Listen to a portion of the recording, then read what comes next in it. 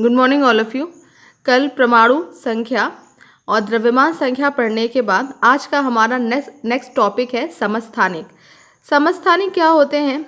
समस्थानिक किसी तत्व के वे परमाणु जिनकी परमाणु संख्या समान होती है परंतु द्रव्यमान संख्या भिन्न होती है, समस्थानिक कहलाते हैं। जैसे हाइड्रोजन के 3 समस्थानिक हैं यहाँ पे, प्रोटियम, ड्यूटेरियम और टाइटेरियम। क्या है इनका? अगर मैं आपको स्ट्रक्चर बना के अभी दिखाऊं, देखो यहाँ पे ये हाइड्रोजन के ही 3 समस्थानिक हैं। पहला है प्रोटियम। प्रोटियम में आपको दिखने को मिलेगा, उसको हम प्रदर्शित करते हैं H1 के द्वारा। इसमें एक प्रोटॉन होता है और एक इलेक्ट्रॉन होता है। Is that clear? ड्यूटेरियम में क्या होता है? इसको प्रदर्शित करते हैं H2 के द्वारा। इसमें एक प्रोटॉन होता है और एक न्यूट्रॉन होता है। लेकिन देखो, प्रोटॉन और इलेक्ट्रॉन की संख्या उतनी ही है जितनी कि प्रोटियम में मौजूद है। तीसरा है टाइट्रियम। टाइट्रियम में क्या है? प्रोटॉन और इलेक्ट्रॉन की संख्या उतनी ही है जितनी कि प्रोटियम और ड्यूटेरियम में है, लेकिन न्यूट्रॉनों की संख्या क्या है? अलग है। इसमें न्यूट्रॉन की संख्या 2 है, इसमें न्यूट्रॉन की संख्या 1 है, एंड इसमें न्यूट्रॉन की संख्या कितनी है? 0 न्यूट्रॉन की संख्या इसमें उपस्थित है। तो इससे हमें क्या समझ में आता है? ये तीनों जो हैं, ये तीनों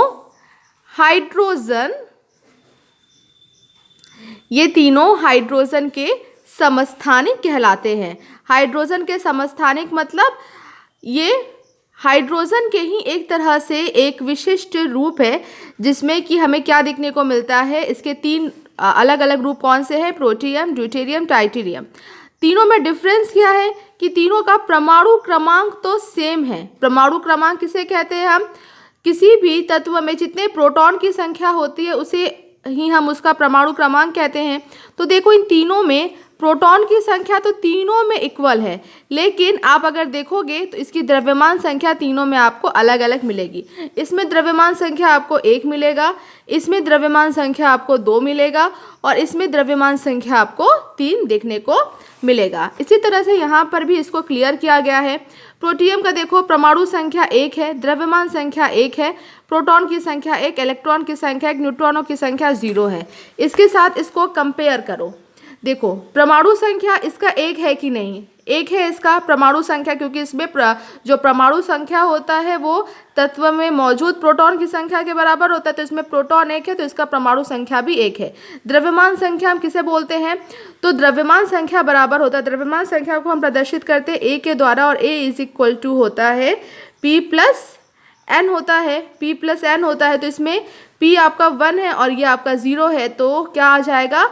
इसमें जो द्रव्यमान संख्या होगी वो 1, प्रोटॉन की संख्या 1 ही है, इलेक्ट्रॉन की संख्या 1 है, और न्यूट्रॉन की संख्या यहाँ पे 0 है। तो ये प्रोटियम की बात हो गई। ड्यूटेरियम में क्या है? यहाँ पे परमाणु संख्या 1 है, क्योंकि फिर से अगर मैं अपने डेफिनेशन को रिपीट करूँ तो जो परमाणु संख्या होती है वो प्रोटॉन की संख्या या इलेक्ट्रॉन की संख्या के वो बराबर होती है। तो यहाँ पर भी जो परमाणु संख्या 1 है, लेकिन द्रव्यमान संख्या 2 कैसे हो गया? क्योंकि यहाँ पे न्यूट्रॉन भी मौजूद है।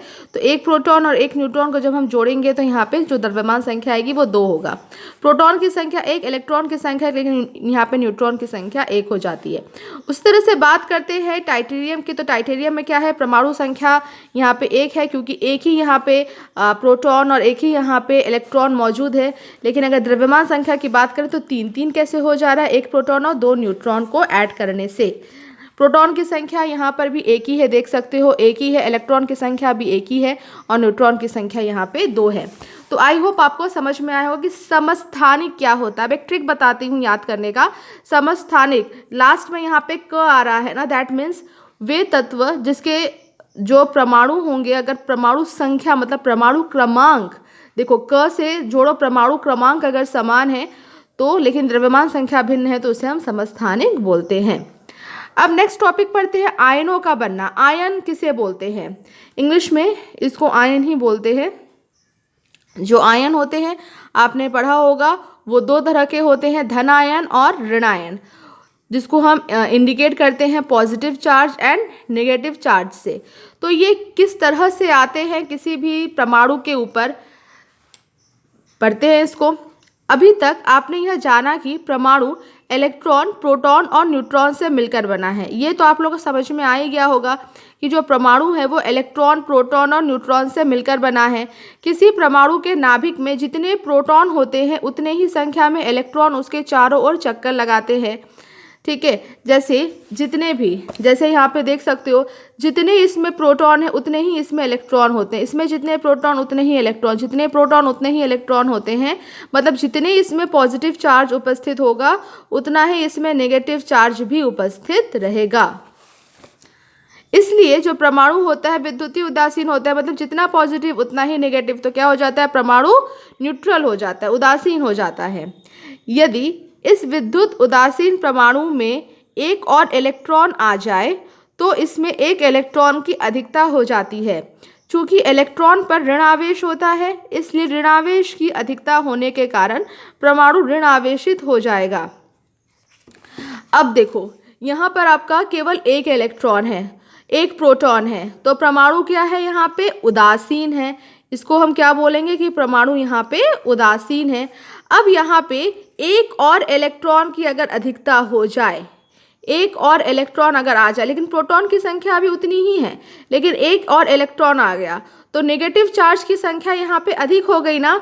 तो इसी तरह से जब परमाणु के पास एक इलेक्ट्रॉन या दो इलेक्ट्रॉन या तीन इलेक्ट्रॉन और ज़्यादा आते जाते हैं, दैट मीन्स ऋण आवेश की संख्या बढ़ती जाती है, तो हम क्या बोलते हैं कि जो परमाणु है वो ऋण आवेशित हो चुका है। परमाणु पे क्या आ चुका है, ऋण आवेश आ चुका है, इसलिए वो ऋण आवेशित हो चुका है।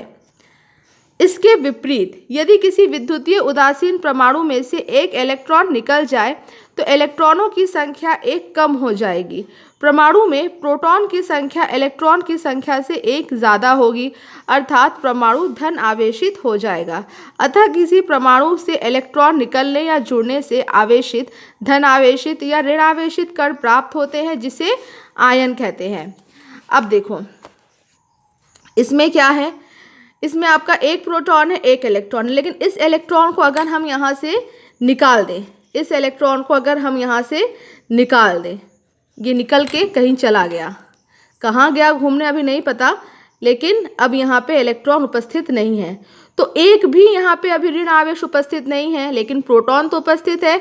तो दैट मीन्स क्या होगा, इस परमाणु पर धनावेश आ जाएगा।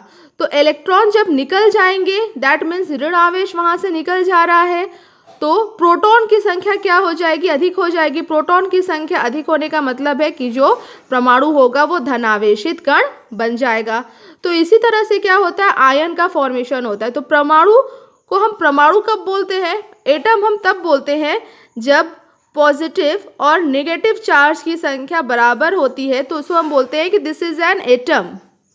ठीक है, यह हाइड्रोजन का एटम है या क्लोरीन का एटम है, लेकिन उसी को जैसे सपोज करो हम बोलते हैं हाइड्रोजन का एटम, हमने अगर बोला कि यह हाइड्रोजन का एटम है, तो जैसे ही हम हाइड्रोजन के एटम का नाम लेते हैं, आप तुरंत उसका फिगर ड्रॉ करोगे, इस तरह से बनाओगे, दिखाओगे इसमें एक प्रोटॉन है और एक इलेक्ट्रॉन मौजूद है। लेकिन जैसे ही मैं आपको बोलूँगी हाइड्रोजन आयन, तो हाइड्रोजन आयन का फिगर आप कैसे ड्रॉ करोगे, इस तरह से आप ड्रॉ करोगे, एक प्रोटॉन रहेगा, लेकिन यहाँ पे इलेक्ट्रॉन को आप शो नहीं करोगे, इलेक्ट्रॉन यहाँ से निकल चुका होगा, इलेक्ट्रॉन यहाँ से जा चुका होगा। तो इस तरह से क्या हो गया, इसमें पॉजिटिव चार्ज आ गया, या मान लो एक इलेक्ट्रॉन है, एक और इलेक्ट्रॉन इसके पास आ जाता है, तो इसे हम बोलेंगे कि जो हाइड्रोजन है वो आयनिक फॉर्म में आ चुका है। ठीक है, इज दैट क्लियर। तो कोई भी परमाणु पर जब धन आवेश या ऋण आवेश, जब वो धनावेशित या ऋणावेशित कण बन जाता है, तो उसे हम आयन कहते हैं। अब उसी चीज़ को जो कि मैंने आपको समझाया, उसको यहाँ पर और अच्छे से फिगर के माध्यम से बताया गया है।